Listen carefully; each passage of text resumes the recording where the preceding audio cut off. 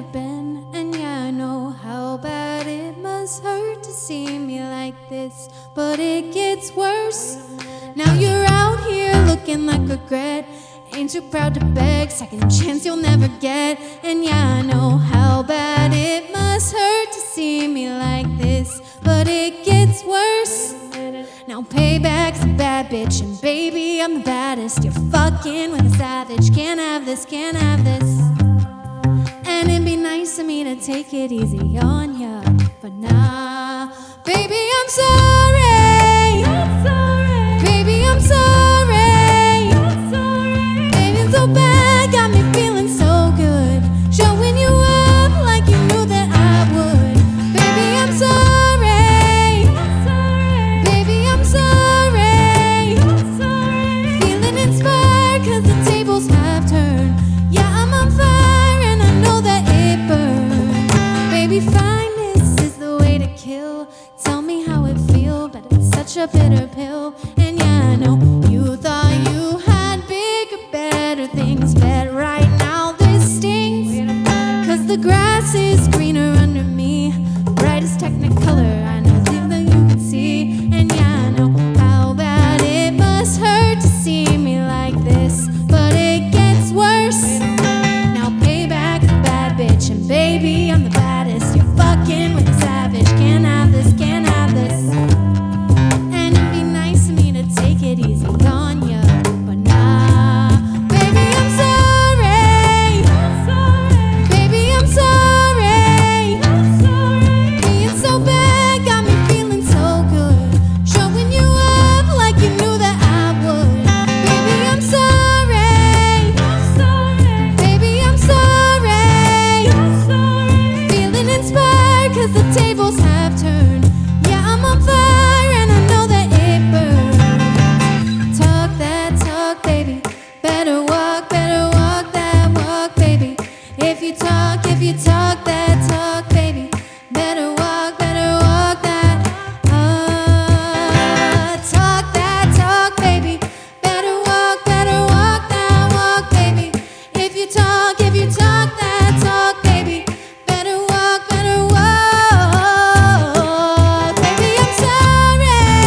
I'm sorry. Baby, I'm sorry. I'm sorry. Feeling inspired 'cause the tables have turned. Yeah, I'm on fire and I know that it burns. Baby, I'm sorry. I'm sorry. Baby, I'm sorry. I'm sorry. Being so bad got me feeling so good, showing you up like you knew that I would.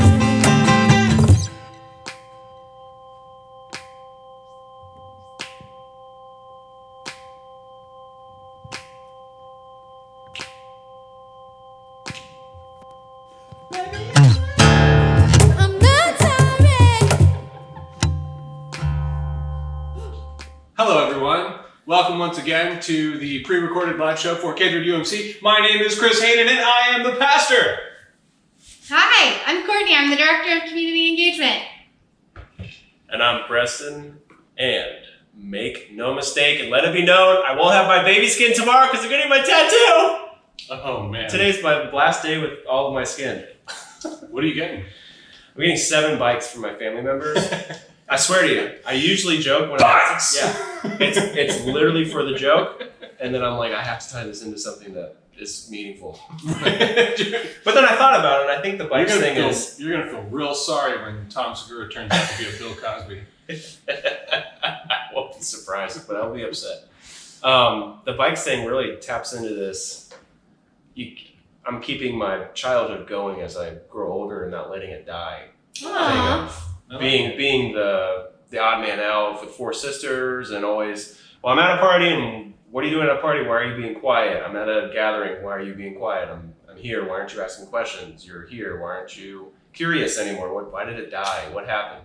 It's that weird childhood thing of, I gotta know why. Is it dying? Are you afraid it's dying? No, Okay. that's the whole You know, point. this would be great part 2 podcast content. That would technically be part Part 3. three. Yeah. I have a lot of stuff. We haven't touched on things that I've touched. Oh. He touched the Bible at the same time. Okay. It was nice. That's his editing cue, in case you didn't know. Editing cue. Sure. I'm trying not to open the Bible until I read it. Letter Q. Anything from last week? Last week was a bit of a downer, not just because of subject matter, but because we were all exhausted. For you, it was fun for me. I had a great time. We got into I wanted to get more into the talk of outlines for churches because it was so silly, and I like breezed past it because you were like, well, I mean, churches need outlines because church. You mean like order of worship stuff? Yeah. I think it's so. Okay. And silly is the wrong word, but I like the word silly because they call it a liturgy. Yeah, it's fun because we all want to all follow the same way. Now take it and put your own substance into it. I think that's. There's also something too about like you got to remember the origins of the church were like there were a few educated people. And then they were like, well, how do we have churches, like, how do we make sure that somebody's not just going off the rails and being an idiot? Yeah. And so it's like, well, we write this stuff down, especially the Methodist Church, because the Methodist Church started mostly, I mean, it started in England, but it mostly, like, spread in, like, frontier America, like, colonial America. And so there was a bunch of, like, they had just a few actually ordained people that would like ride around. They called them circuit riders, and pastors would literally ride. They would have like 5 churches that they would go and visit, and they would like ride from Sunday. And so like when they weren't there, they had to have some way for the like congregation to be able to have worship. And so like I don't know, we'll get the mayor to read this, and like that's where Methodist liturgies came from, and that's why Methodists tend to only take communion once a month. It's because like. Back in the day, circuit rider could only be there once a month. See, interesting historic stuff that you will never care about. Yeah. Yeah, you're right. I gotta find a historic... I said, let's throw this whole thing out. Let's talk about 300. Yes! Okay. You'll like this a lot. What's So, 300? when... I'm sure I won't won't talk like about it later. Yeah. It's amazing, and it makes me cry. Because, like, we owe democracy to those badass motherfuckers who stood up to an impossible army. Was it a movie? Yeah. Well, yeah, it was a comic book and a movie, but it was also an actual thing that happened.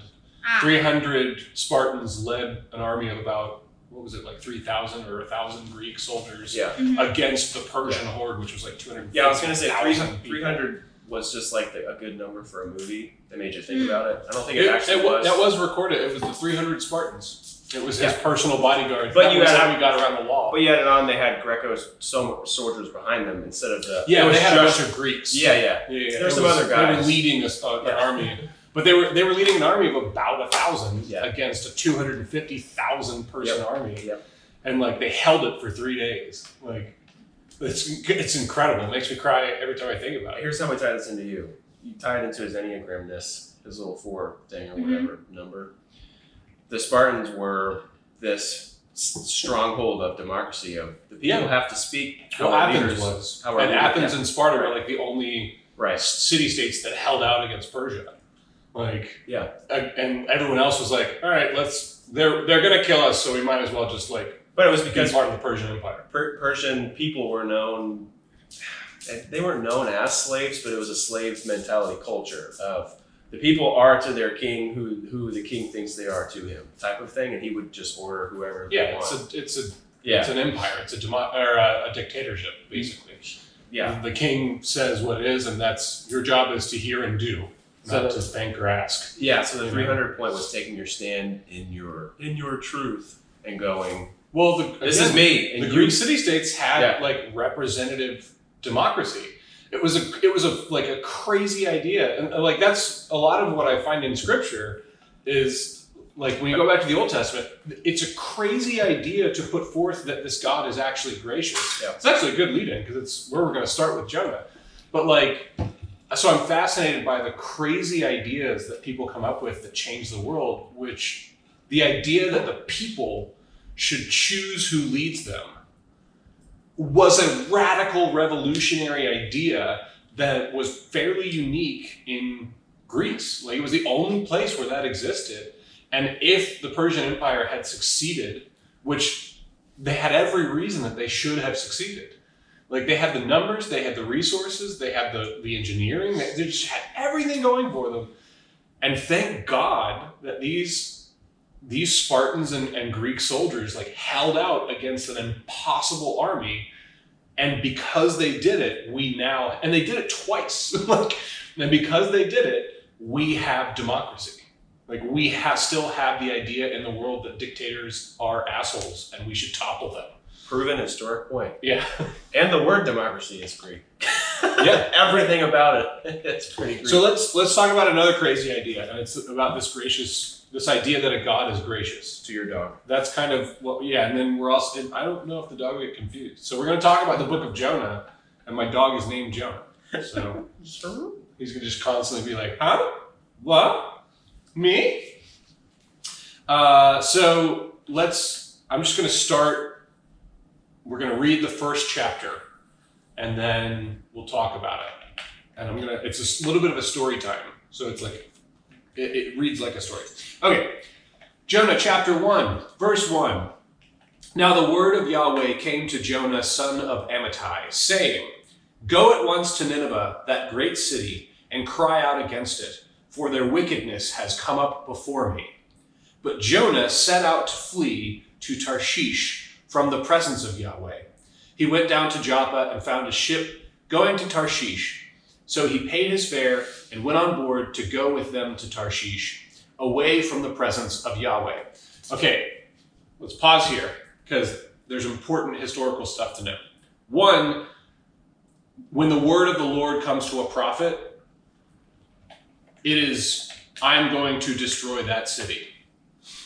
It's go to Sodom and Gomorrah and tell them what pieces of shit they are, and if they don't change what they're doing, I'm going to burn them to the ground. This is the prophet cycle, right? Yeah, this is all the prophets in the Bible basically follow that kind of. So the idea that Yahweh is telling Jonah to go to Nineveh, it is understood immediately that to tell them that they're going to be destroyed by the archangel Michael or whatever, they're going to rain hellfire down on this city and everyone and everything will die. And the other thing about every other prophet is that the prophet cycle typically goes, God says something to the prophet, like go there, tell them this. And then the prophet begs and pleads to God to spare them. Like, please understand. And we see this in Moses, and we see this in a lot of the other prophets. Jeremiah. I mean, Moses isn't technically. I don't know if you call him a prophet. Maybe, I don't know. Anyway, but all the other prophetic books. So we see it in Moses in Exodus, and then it continues in all of God's chosen people.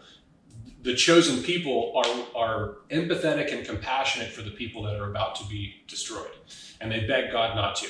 And then they proceed, of course, to follow God's direction because they're prophets, they're faithful. Jonah is an anti-prophet. The book of Jonah is actually a satire. It's supposed to be a little laughable. One of the clues for that is that Nineveh is actually not a Hebrew city. Nineveh is like the New York City of the Assyrian Empire, which is the Assyrians are the ones who conquered and banished Jews from Jerusalem. They just are the hated enemy. And so the idea that God is saying, go to Nineveh and tell them what wicked people they are, Jews who are reading it are going to be like, fuck yeah. And Jonah goes, no. Got it. I'm not doing that. Which is AntiProphet, which is it's supposed to be a little ironic and a little humorous, actually. The idea that he says no to God and starts running in the opposite direction. Okay? And then he gets on a boat, he goes in the opposite direction of where God wants him, and he's fleeing from God, going to Tarshish. Okay. Verse 4. He's on the boat. But Yahweh hurled a great wind upon the sea, and such a mighty storm came upon the sea that the ship threatened to break up. Then the mariners were afraid, and each cried to his God. They threw the cargo that was in the ship into the sea to lighten it for them. Jonah, meanwhile, had gone down into the hold of the ship and had lain down and was fast asleep. Later, Jesus will do something very similar when he is on the Sea of Galilee. But that's just for fun. Verse 6. The captain came and said to him, "What are you doing sound asleep? Get up, call on your God. Perhaps the God will spare us a thought so that we do not perish." So this is a pagan group of people. They're all, and by the way, in the text, those are all lowercase g's. So it's not Yahweh and it's not Elohim. It's like the word for like a God, you know? And so they're all like praying to each of their gods, like, please help us, please help us. And they're like, dude, pray to your God. Ask him to help. The sailors, verse 7, the sailors said to one another, "Come, let us cast lots so that we may know on whose account this calamity has come upon us." So lots are basically dice, and it's like a randomized thing to see who's the one. So they create a randomized thing so that the gods can then tell them. It's a way, you know, kind of like reading chicken livers and stuff, you know. What happened to that? So they cast lots, and the lot fell on Jonah.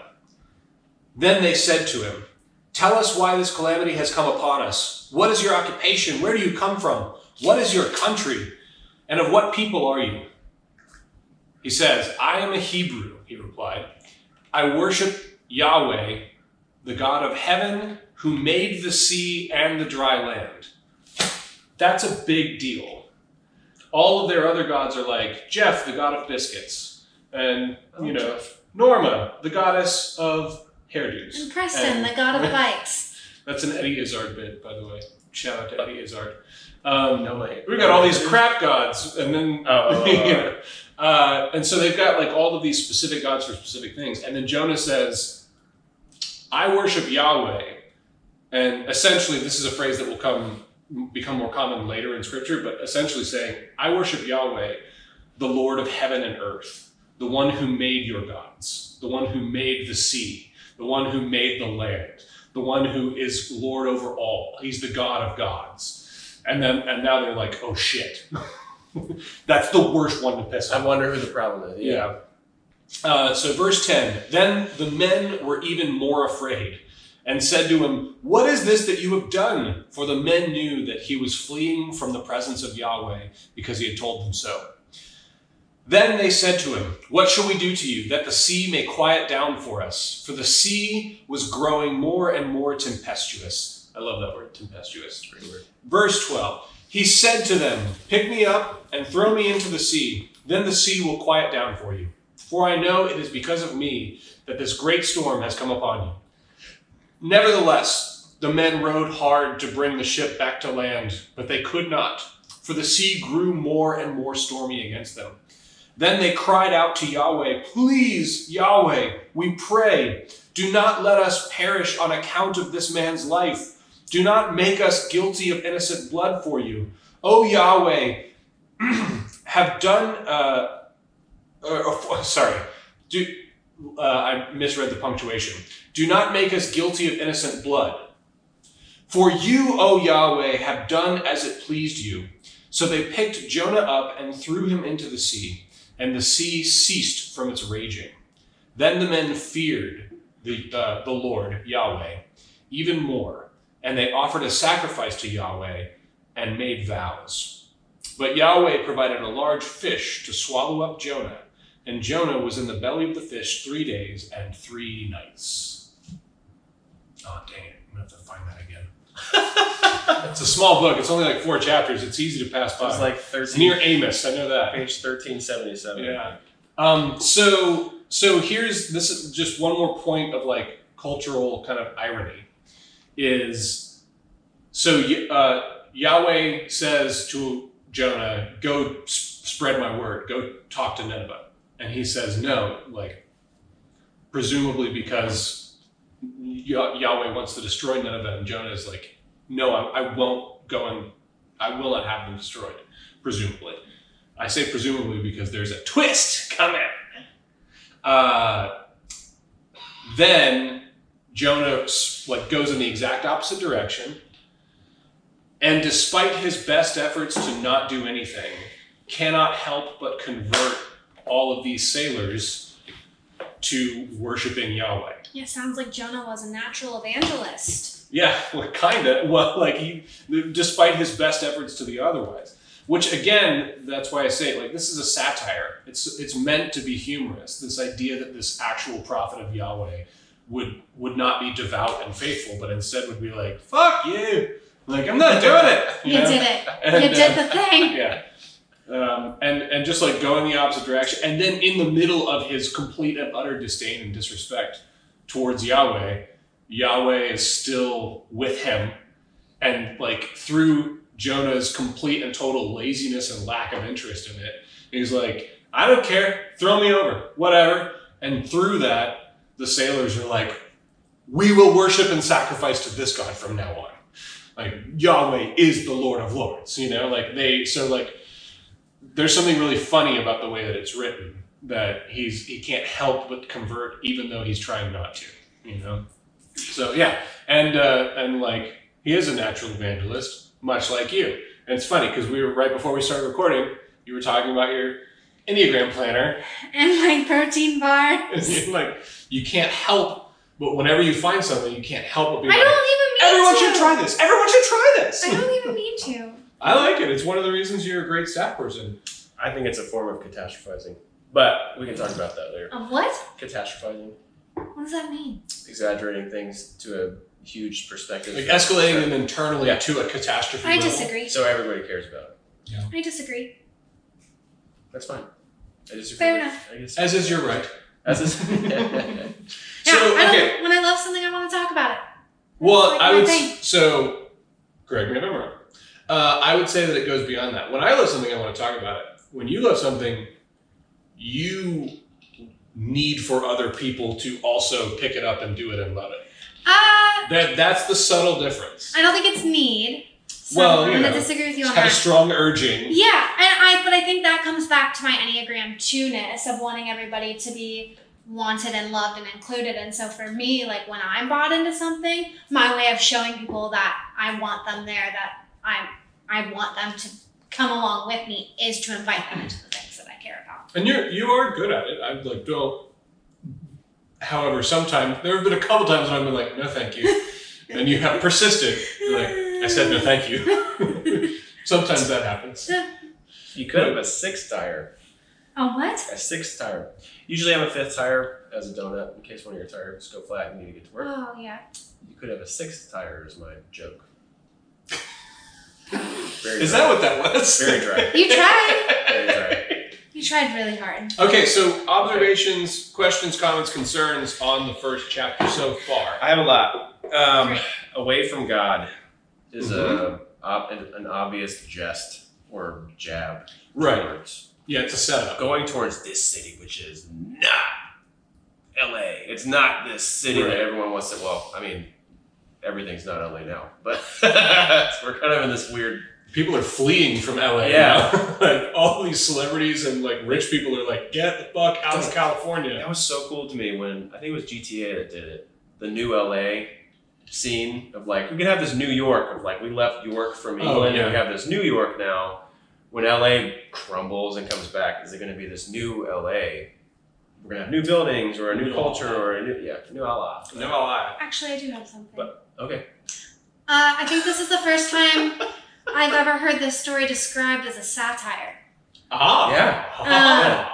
I have seen church children's plays on Imagine if preachers like were educated and read things and understood things. Yeah, I went to a mega church in Tampa. Because that's not my idea. That came from my reading and research of the book. Wait, like that's a scholarly. I went to a mega church in Tampa once, and they did a children's play version of this. Did they have an aquarium with the fish in it? No, but they sang an annoying song about the story.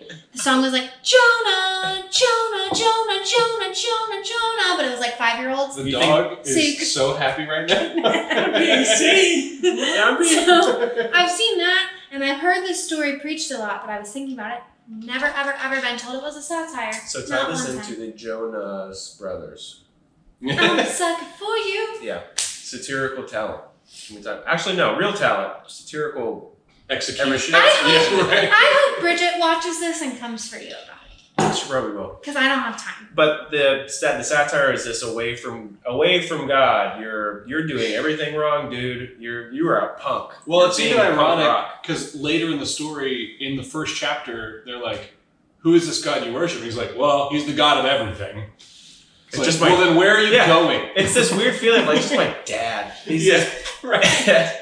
Just wait till my dad gets here. It's his lawyer. I can't care less about him. I just want to be in this club that he hates. Yeah. He doesn't like my headphones at the dinner table. He's always telling me to put my phone away. I hate him, but he's the coolest, I guess. I guess. Yeah. I guess fine. I guess he did raise me and love me and Yeah. provide all the things for me. Yeah, it's this weird punk. Right. It's this weird punk rock vibe going on, which is kind of the Jesus story too, if you look at it the right way. Well, there's a lot of references in the New Testament that Jesus attaches himself to the Jonah story. Yeah. And that's why it's like it's 4 chapters. It's a minor prophet, but it's the only one that's ironic. Yeah. It's the only one that's satirical. And so I think it's interesting that Jesus chooses to attach himself. Like he says, he references the only sign for this generation is the sign of Jonah. And then he talks about being in the belly of the fish and like as a reference to his own resurrection. And there is something interesting about like as you put it, like the punk rock sentiment, the anti-establishment sentiment, that is very present in Jonah and very present in Jesus. And like of all the prophets he chooses, that's the one that he like attaches himself to. And very present somewhere else. Well, yeah. Absolutely. Welcome to church. We're rowdy. We are rowdy, yes. So there was that one, and tying it into the Jesus thing too. I've always had this weird notion of this story. I don't know why it's always struck me like this. Maybe it's me, or maybe it's Maybelline. But on the boat, you have all these guys, and Jonah feels like I feel like he's chartered onto this boat. It's like a ferry. He's paid his way. Yeah, it's so weird. So it's a cargo ship. They're transporting. Yep. And he's just he's just there. Nobody knows who he is. He's going along his way. He's trying to be out of sight. This, again, punk rock vibe, out of the establishment, away from the CEO's site or whatever. Who finds him anyway, because that's what dads do. They figure it out. They read your text messages. That's what they do.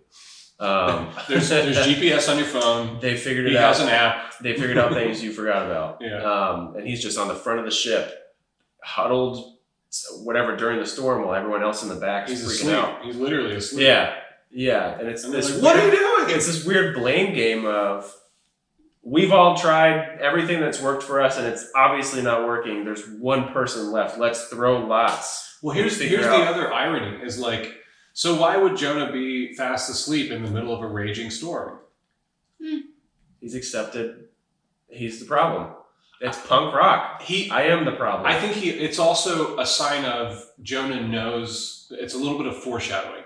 Jonah knows that God will not destroy him. Jonah knows that God is good.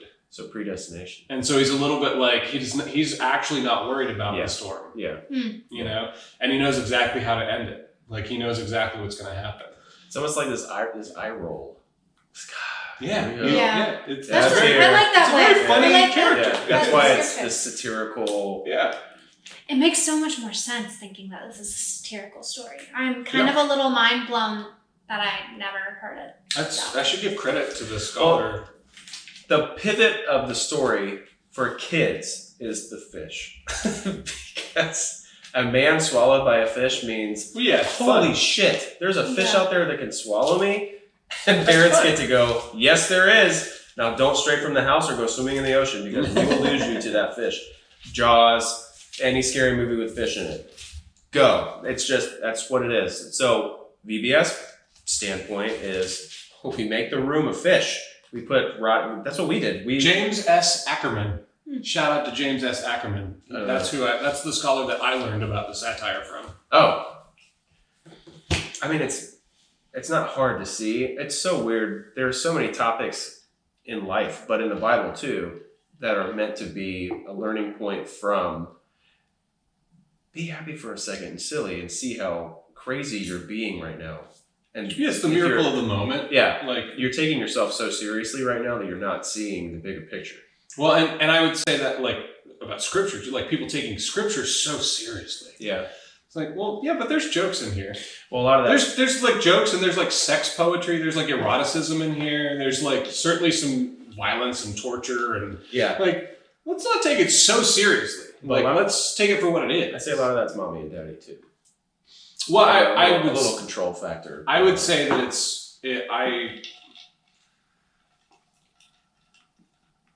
I'll just say, like, I think it's the laziness of a lot of pastors. I think the people that we trust to actually talk about these things realistically and try to connect the dots are winging it. And I understand winging it, but they're winging it in such a way that they're just doing whatever they can to get their own stuff, which is usually some kind of a affirmation, some kind of a like resource tithe, and like the more people I have and the more like, so they, rather than like try to truly understand, because that can be difficult.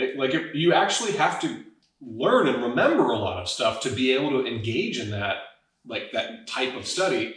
And you have to like have 40 hours a week that are where you're allowed to like pick some of those hours that you're getting paid for to be able to actually just sit down and read or research and like look shit up, you know? And like, I think a lot of pastors just aren't quite doing that. And they're writing sermons that are, you know, fine. Talking points. Yeah, fine. Yeah. You know? And not to land at pastors, which I would love to do, but you tie this into parenting as well, which might be a little more hot under the collar stuff, but a lazy parenting method of do it or you don't eat tonight. Yeah, I have a little bit more sympathy for particularly lay people, because like lay people have jobs. Yeah, it's like, not, they've got it's stuff not their they're only doing, responsibility. You know? Yeah, it's you know, there's this thing where we talk about it in churches where we're like, you should read scripture every day.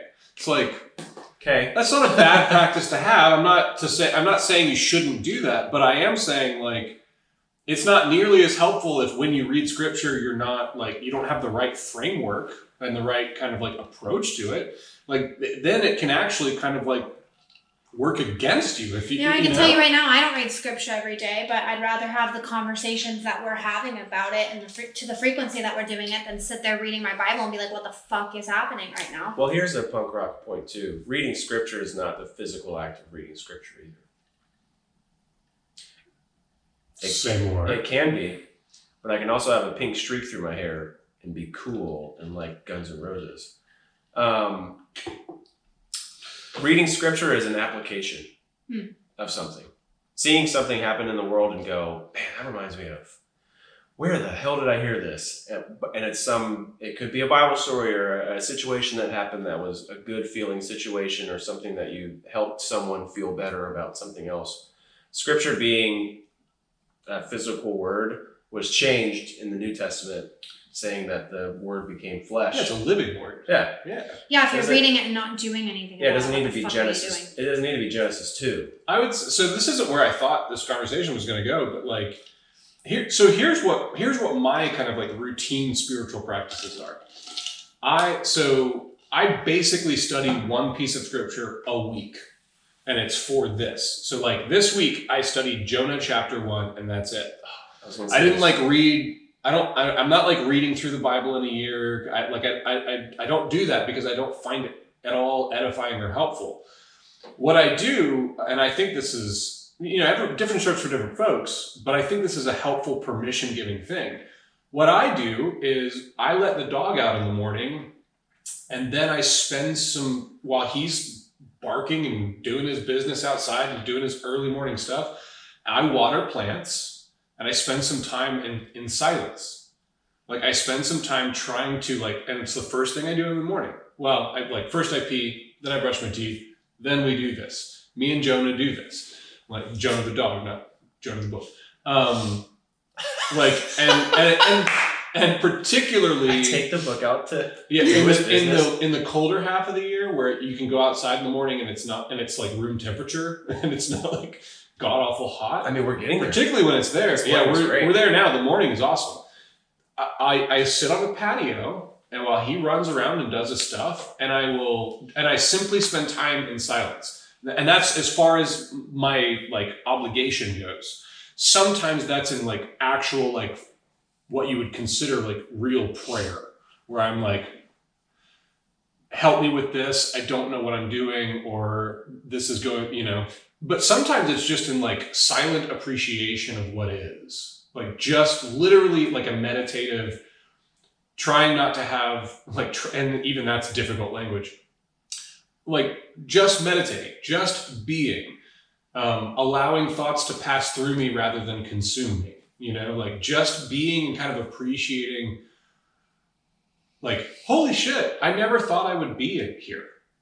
Yeah, I try to do my gratitude journal in the mornings. Like I never thought I would be in this kind of a house, which I love, having this patio, this screened-in patio, which I love, and a backyard, which I love, and like doing work that I love with a woman that I love and a dog that I love. Like I'm just like sometimes I just sit there and I'm just like, the love is overwhelming. Like just the existence of the moment and the love that is available in every single of those moments. Like, and not to say that because some people don't have that. Some people are in rough spots, and there's something about the just like sitting and being that really, really centers. And that was something that I was actually challenged to do by my ordination process. The people who like supervise me and tell me whether or not I can be a pastor, they really pressed me on, because they asked me about like spiritual practices and Sabbath. And I was like, oh, I'm really good at Sabbath. I take a day off, because that's what I was thinking. And they pressed me harder, and they were like, what are you doing spiritually that doesn't have to do with what you're producing and like earning money about? And I was like, shit. Like, I don't know that I'm doing much of anything, And so like just adding that. Now, the reason I lift it up is because I want to give permission to as many people out there to like craft your own spiritual practice. Like some people really get into the like daily reading or a daily devotional or something like that. I can't do it. I hate it. It never works for me. It feels rote. A lot of them feel so like just. I don't like it. Well, but like transcendental type meditation as prayer really works for me, where I can just sit and sometimes I'll sit for like 30 minutes. Yeah. And then sometimes I'll sit for 5 minutes. Yeah. Well, I'd say even with your gratitude journal too, a forced effort towards a meditation is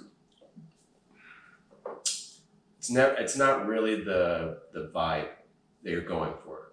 So when we do the silent thing at Collective that I hate. Yeah, she hates it. But I actually enjoy it. It's so funny. I enjoy it, and the fact that you're hating it next to me makes me enjoy it more. Yeah. It's part of it now. However, now that's part of it. I'm wondering if you're on the same page of, I understand this because of forced meditation of, I allow you to take 3 minutes for yourself.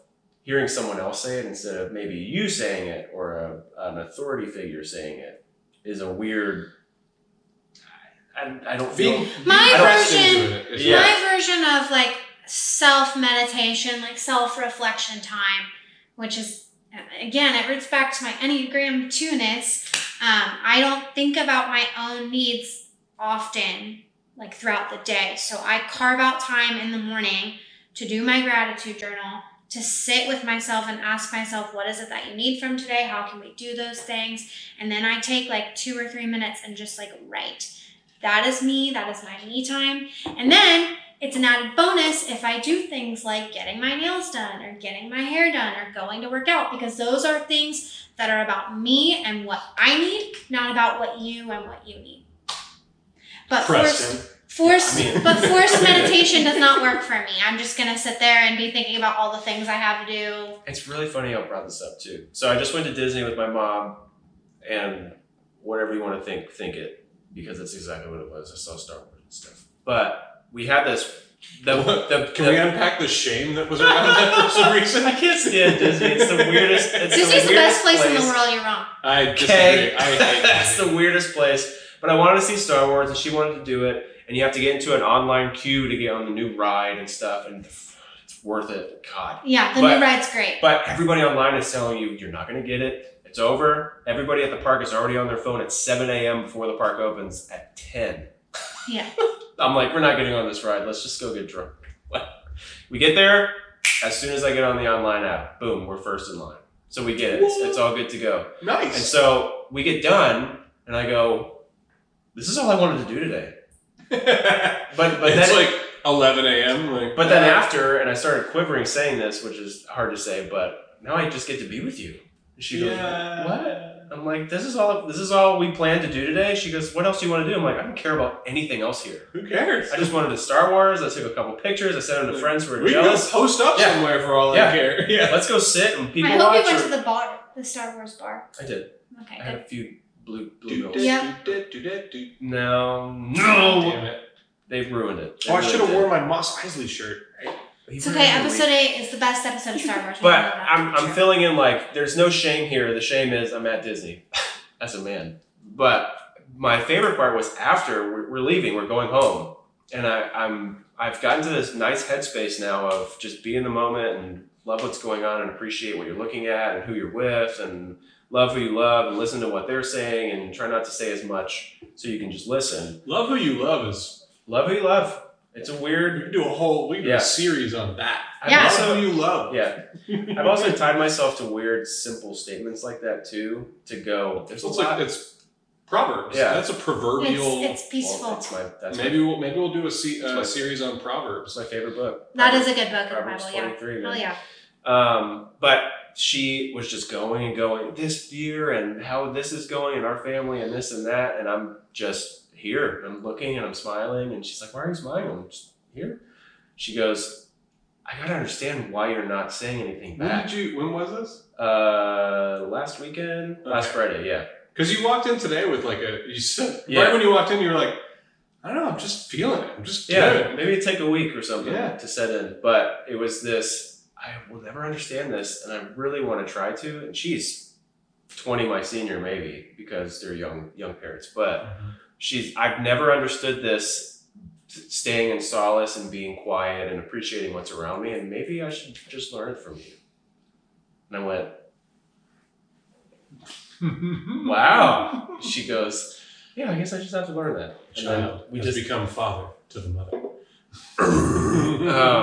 But it was this just prophetic overabundance of, I don't know what I'm feeling right now, so now I just turn to the side and get red, and what am I supposed to say to that? But it's this feeling we're going into here in this story of, I don't know, it's almost this ironic story of self. Make your own story, man. You don't have to be a prophet's prophet. You're allowed to say no. Maybe people don't know that. It is a satire. It is pointing into this fact of he's going against the grain. It's really funny. Next year, this guy, Jonah, is this rom-com. But it's this punk rock thing, too, of, you don't understand. I'm doing it this way. Finding your own way is a big thing here. Well, also the radical idea of a gracious God, because again, all of these other gods that people worship were kind of selfish and narcissistic, and why would they care about people? This transactional. Yeah, and this idea of a gracious God that Jonah actually trusts even in the middle of running away from, and this idea that even in his rebellion, he knows that God is with him, which I think is an idea that could really, really benefit a lot of people and a lot of churches. That that God doesn't hate you, and never will, and never can. Like, that's the point, right? We had a great conversation about this on the podcast. I did. I heard the last podcast. Yeah. So if you want to get more into that topic, wait, the Delisa one? Yes. Delisa Nelson podcast is such a good one. Definitely is good. Yeah. You brought up one of your best points that I love when you bring up is the beating your fists against the chest of God. Yeah. But you changed my life. That experience changed my whole personality. Yeah. You said it and meant to say it came deep too, and I went, you're like, his chest is big enough for everybody to beat on it. Yes. So shut up and fucking beat on it, man. Yeah, man. Get in here. And you're when you do it, you're in the hands of a master. You're in the hands of a God who knows exactly what he's doing. But someone who's doing I get it. Yeah. You can fall into the abyss of his hands and be safe. It won't feel safe, especially if you're doing something like where you're confronting and really angry about how things have gone or you weren't there, you know, like I understand that it doesn't feel safe at all, but the idea that you can like collapse into that and be held secure and safely by a God that you might even hate in that moment, but who loves you and will never feel anything other than love for you, you know, like absolutely graciously unearned, unearnable, like just overwhelming unconditional love. And that is the starting place for everything.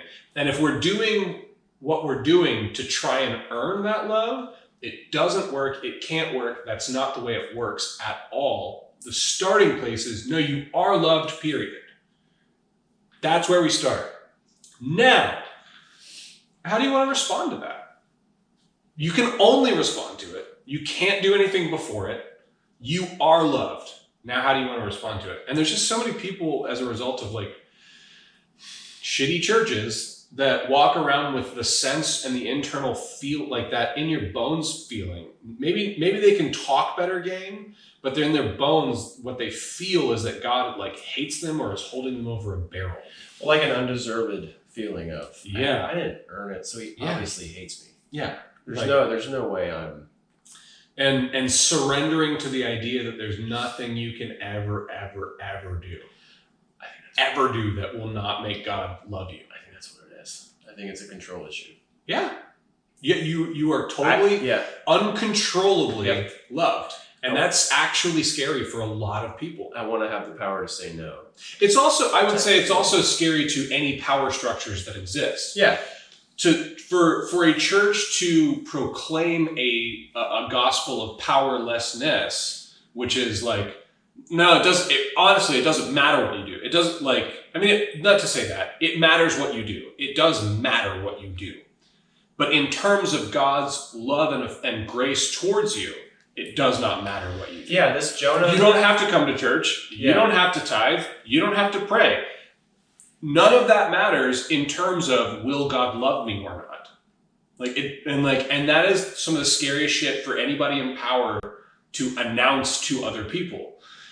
But because we're scared of that, we miss out on the real truth, which is when you surrender to that, I think you will find that your desire to cooperate with that God, when you meet him for real and really surrender to that uncontrollable love, when you do that, you will find that one, things are set free and like set loose inside of you in like amazing and powerful ways. And it becomes desirable, not necessarily to go to church and pray and read the Bible every day or whatever, but it becomes desirable to cooperate with the truth of that grace and that love that I think is the most fundamental truth in reality, in existence. The grace that brings life from the void. I think that's what peace is too. Surrender. Yeah. So the way to victory is surrender, and victory is another word for, like when you're talking about war, victory is just another word for peace. Yeah. No conflict. Yeah, like especially in modern understandings, like wow, every war we've ever fought, it's not like so like when we won World War II, it's not like we went into Japan and we're like, all right, this is America now. You know what I mean? They're still Japan. Yeah. They're still country Japan with Japanese people there. And they have their own culture, their own economy. And now they're like a heavy hitter on the world stage again. So like this idea that we win the war, the win is actually just, oh good, we can stop fighting. Yeah. And it's similar. Like that's like you can win the war by surrendering to this love. And then you can just stop fighting and just be loved. And then you can love yourself. And then when you do that, good God, you can love other people. Yeah. Like it's an evangelistic like notion, you know, like it's not that we have to convince people to obey our laws. We can simply love and be loved and feel loved. And that has a power of its own that sets people free. But that's what the evangelism site is. Even in a product sense, it's so funny to talk like that, but this has changed me in some way that's given me some kind of peace against a conflict that I've been struggling with for years. I know you're 100% different than I am and probably don't struggle with the same shit that I have and have different, this just whole laundry list of shit. Maybe it'll help you too. I've found that since I've had this kind of flip in my own understanding, those conversations come up and happen naturally because when I meet someone, I am not trying to convince them to say these certain words in this certain order to get them into heaven. Instead, all I'm doing when I meet someone is like, I've been loved like in this radically gracious way, and then like I want to do that to you. Now I want to do that to you, and that's it. And like they don't have to change anything. They don't have to like believe the same way or think the same way or say the right words or anything. Like when I meet them, and now granted, it's much easier when I'm welcoming them into my realm rather than like stuck in traffic. Like then it's like fuck you, you know. So not to say that it's like this perfect peaceful being all the time, you know, like that's not what it is. But like my evangelism is felt and received very differently now than like when I was growing up in the church and even in young adulthood when I was like, I don't know, I feel like I'm supposed to bring more people into the church. It's like, that's not even remotely what it is. It's your whole thing is to like receive the love that you've been given and then like share that with other people and spread it. And that's not talking to people. That's not convincing them to come to see things the way that you see them. In fact, it's literally the opposite. It's like, how do you see things? Who are you? Sitting with them and their feelings. Yeah, are you okay? How can I help? What do you need? This is a good one because you know? this brings it into this forced evangelist mindset. Yeah. Of, I don't want this information right now. Well, how can I force it onto you right now so that you are on my team at least when I see you next? Well, I don't want to be. But how can I force you to be on my team? Right. Yeah. But I kind of have to. Yeah. I won't get the points that I need. Right. Well, this whole conversation is going to make the song feel real weird. Yeah. A little bit. Because we didn't talk. We didn't talk about any of it. I was going to talk about the use of God's use of the storm, like the thwarting, and I was going to ask questions like, have you ever felt thwarted by something? And then have you ever like run away from something? Have you ever felt thwarted? Well, we just take the conversation. So the song's going to be a little maybe we'll apply it in a very meta way. How about that? Yeah, in an ironic. In an ironic way. Sure. That's right. In a satirical way. A ton of meta going on. Yeah. Anything? I mean, I feel good. Do you feel good? I'm chilling. All right. I have a lot else, but I'll see if I can bring that up next week. Well, I don't know what time. How are we doing on We've time? been going Pretty good. for a little Yeah. while. Oh, okay. All right. May the Lord bless you and keep you. May the Lord make his face to shine upon you and be gracious unto you. May the Lord lift up his countenance and upon you and give you peace. I've only said it, I don't know, 500 times. How many times do you think you've said it? How long have you been a pastor? Well, this goes back to youth group. Oh. This goes back to 8th grade. Yeah, we said it every single week when I was in 8th grade all the way through. It was a youth group ritual. And I basically, because I went from like being a youth group to a volunteer to a staff person. Well, you and added from a staff rituals person in to the a youth pastor. group on purpose when you're a youth pastor. I've said it at least once a week for my whole life since I was in 8th grade. Did you do the whole everybody put your hands in a circle and spin out of it as you said it? We do this. Yep. You cross your hands and then you spin. Yep. And John like, Mike? yeah, well, yes, because he was my youth director. And it's like, we talked about the liturgy that ties us all together. That's one of the practices that ties us beating on his chest and the didgeridoos in the back. I did it for my kids too. All right, may the Lord bless you and keep you. May the Lord make his face shine upon you and be gracious unto you. May the Lord lift up his countenance upon you and give you peace. Amen. Take it easy.